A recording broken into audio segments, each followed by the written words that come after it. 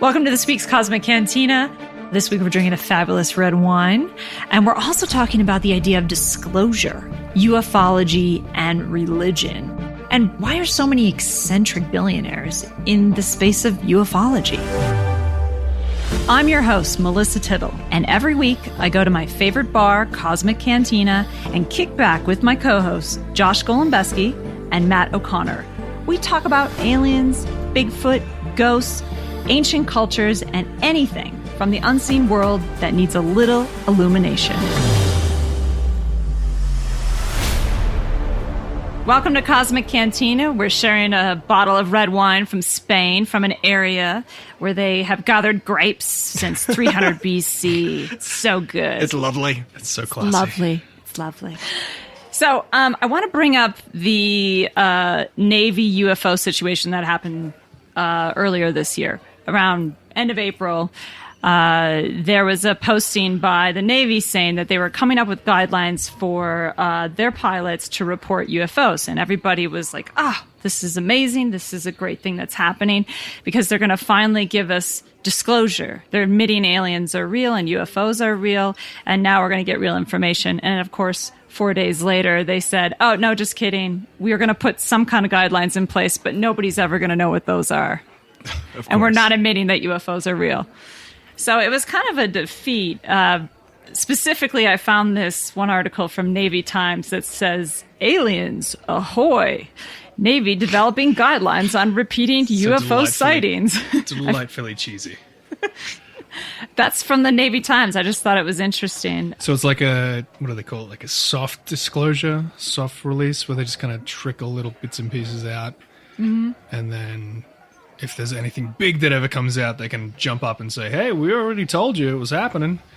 It's not a big secret. But I'm actually not upset with, I think people are really upset with the Navy or the government for, not giving us disclosure. But I feel like disclosure is up to people.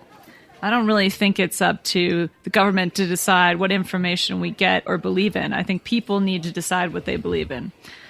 That brings it back to, do you believe in aliens? Do you really need a government? Do you need a government official? Yes, I do. To make that official for you? No, I don't think so. I mean, I 100% agree, but we're all waiting for that moment where the president or an authority figure steps on the front of the yard with a bunch of cameras on him from major news networks and officially states that disclosure is happening. It feels like a soft disclosure is happening right now. It's like a trickle. Oh, yeah, this guy came forward with a program from the Pentagon. Maybe he was legit. Maybe he wasn't. He's obviously legit. Oh, okay, we'll just put that in the background, in the consciousness of the population for a few years. And then slowly they keep dripping it in more and more. It feels like that's where we're heading right now. Right. Like, it didn't feel like this when I was in the 90s or the early 2000s. No. You know what I mean? It does feel more exciting. It does feel like we're having like stepping stones to something bigger. Like they're preparing the population for yes, the reality of what's really happening. It might be weirder than we think it is. Yeah. And I agree with the author of American Cosmic, where she says that the people are ready for it. What I like about her is that she agrees that people are ready for it. And I agree the same way. I don't think there's like this fear that like everyone's going to flip out and be like, oh my God, I'm a Catholic, but I can't take it now because there's aliens. You know, I'm a Muslim, but I guess not anymore because there's aliens are real. Like, that's not going to happen. Anyone who's religious, if you talk to anyone who's religious and has like a belief in either Judaism, Catholicism, or Islam, they all say the same thing like that. That if aliens existed, it's just more proof that God created more life in the universe, that they're also created by God, and we're all the same thing. We all worship Him in our different ways. You know? Didn't the Vatican come out a few years ago and said the possibility of aliens is fine and it fits in with our stuff and we won't get mad, I promise? Yeah, exactly. It's not going to affect anyone. That was just last year, actually. They're getting hip with the times. The Pope coming out, man. The new Pope. Wasn't sure about him. But, you know? So, Josh, what's the book again? And the author? So the book that we've all been kind of getting hot for lately is called American Cosmic, written by Diana Pasulka. Pasulka? Yeah. I don't know. And that's Matt. He corrects us every time we speak. Listen, someone's got to. She's a professor of religious studies at the University of North Carolina, Wilmington, and the chair of the Department of Philosophy and Religion. She's wicked smart. She wrote this great book, though, that I highly recommend. I know you guys do. American really Cosmic, which is about UFOs, religion, and technology. And it's a study of how modern ufology is basically a religion, and that sacred events are very similar to UFO events. It is one part Indiana Jones, where she's on like adventures around. She's in a car with Jack Filet in San Francisco, like talking about aliens. Next thing you know, she's in a desert and finds metal alloy with a billionaire and some scientist. And then she's at the Vatican, and the billionaire from the beginning of the story, who like is like this amazing being who's channeling information from interdimensional beings, ends up becoming a full Catholic in the end. He comes like full circle. That book is awesome, but it's also one part religious essay. It's like one part academica. Academia. Matt, can you help Thank us? you. That's where you go. Oh, Yeah. thank God. Thank you, Okay. word police. Yeah. Yeah, so like there's long essays in it where you're kind of like, I get it. You're making a point. It's a religious experience. UFO is the same. I get it. Lots of flowery language. Okay, cool. But it's a great book, and I love it. I recommend it for everybody. Good job. So just like in a nutshell, what are the different explanations for what a UFO could possibly be? Oh, I mean, we could weather spend a balloon whole, like, from Project Blue Book. It's totally Right. another movie. Also, It's I like- remember I did a show called Hangar One, and we covered a lot of Project Blue Book stuff.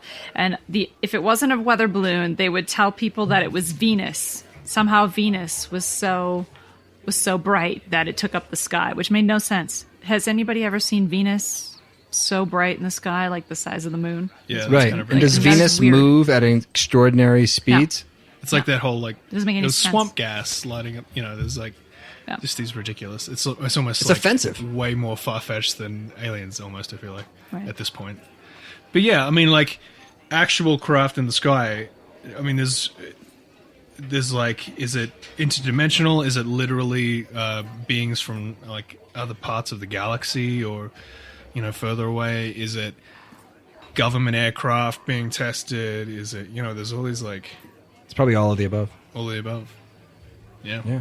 Yeah, no, I think so. it's a coverall. That's why they're so interested. When you mentioned that book, when she puts in the title, UFOs, Religion, and Technology, I mean, that all makes sense. And it's not because they're separate things, it's because they're all together. The idea that something is more powerful than us becomes a religion. The idea that you can create technology and it goes hand in hand with spiritualism has been something since the early 1900s. Yeah, I mean, there's people still jumping on that horse now, like trying to make that whole new age alien space brothers. Yeah. It's a business now. It's like it's insane. It's a religion I cults. happily Some sort of sign culty up for. business. And that's what the book's about. It's about religion and UFOs, and they are very similar. The experience of a miraculous event that spawns a religion is very similar and almost the same as a UFO event. And she likes to make the point in the book that associated with a miracle or an event where someone encounters the sacred. So it's an encounter with the Virgin Mary, or communication with Jesus in a dream, or whatever a sanctioned miracle is, sounds just like a UFO event. So she wrote, humming sounds associated with a sighting, the arrival of a shining disc, globe, or spear. Feelings of enervation. That's a word that one of you might have to. Hey, Matt, could you Enervation. tell us Hey, what get that- on that, Mr. Word Guy. How do you can you use it in a sentence? So, feeling of great energy after a sighting, sounds like thunder or booms and unusual clouds. Also, a powerful transformation of the person that saw the UFO or So it the miraculous. fundamentally changes them as a person after the sighting. Yes, That's which a is everybody in common the UFO space. I have a Yes. story, it Exactly. transformed me, and now I am the prophet of ufology. Because it is a Yeah. religion. It is a religion, but it might be the true religion. So she argues that ufology is like a new religion. And I don't know if I agree with that. I think all religion is ufology, interpreted differently through the Yes. times. And, so it's Agree with actually you. the only religion because it's the same story. It's a disc coming down. And back in the day, if you're like thousands of years ago and you're like, oh, what is this crazy thing in front of me? It's a god. It must be something I must worship. In today's age, that probably would still happen with a lot of people. But I think people like us would be like, okay, that's an alien. They might have created us. Maybe not. I mean, that's a whole other story. But I could see how that spawns a religion. I could see how a UFO sighting would fill you with so much energy that you would go on the rest of your life like talking about it. There's so many examples of that out there. Like Dr. Greer's a great example. A UFO study, had a UFO experience, and next thing you know, he's just like getting that money from the UFO world. He's just slinging UFO videos. Like he's He's like, I and make fun of now, him. UFOs Yeah. behind me. yeah. Now he can summon it's a like UFO. a airplane Thunderbird show, Like, there they are. yeah, totally. Yeah. I mean, I love Greer. I respect that guy, but yeah, he's a little. No, we ridiculous. respect everybody that we're talking about. We're just course. trying to look at it from a different perspective. You got to be able to laugh at yourself too, don't you? Yeah. But yeah, no, you're bang on because I think, I believe that like a lot of religions are kind of based on ancient peoples looking at the sky, the sun and the moon and the stars and the procession. Yeah.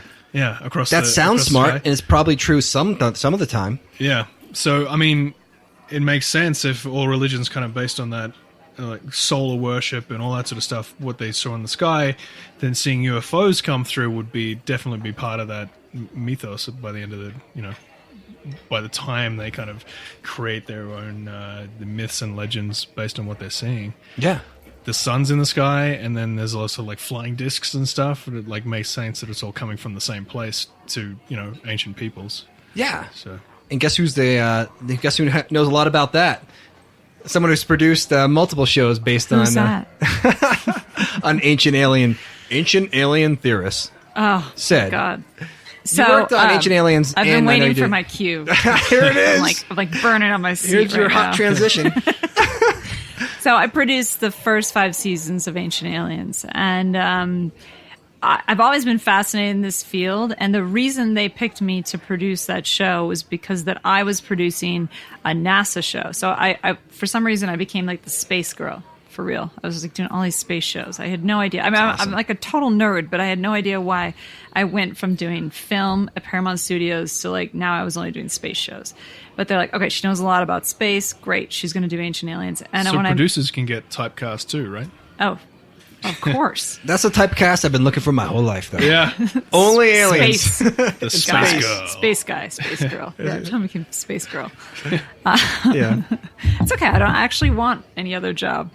No, that's amazing. So when they brought me aboard, The Craft?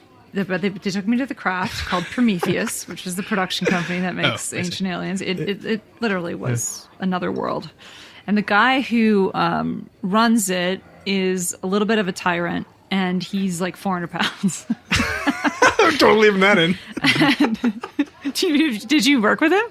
No, I've heard stories though. I've heard the stories of that place, and I was just like, I somehow never worked there my whole career. But I was so fascinated with this guy, like the power he held over people. Like people were afraid to meet with him, and editors would cry when he would talk. And I'm like, whoa, what's going on here?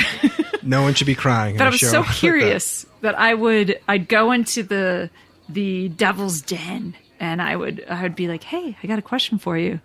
Yeah. And one day I said, could you tell me why you're so obsessed with making the show the way that you are? Because he had a vision, and I wasn't quite sure if I was tapping it correctly, exactly the way he wanted it. And of course, it all comes down to getting paid and being a producer and making sure you're doing the right job. Yeah. And he's like, yeah, I grew up Catholic all my life. And one day I realized that UFO events were just like all the events in the Bible, and they're all the events that happen in all religious texts. And I want to show people that all religion is the same, and it comes from the same source. And that is the exact narrative of every Ancient Alien show. We're actually not talking about aliens. We're talking about the fact that it came from something. Yes, not from Earth, but that all came from the same source. And it all came from these events. Yeah. And at that moment, when I realized that was my job, I was able to look at this whole field completely differently. Interesting. And when people are like, yeah, well, because it's aliens, and I'm like, no, you're missing the whole point of the show. The whole point is that we're showing you that it is a religion, and it started a really long time ago. Yeah, I was just going to say I didn't ever get that from watching the show, but I guess that it wasn't like overtly this is what we're kind of talking about there.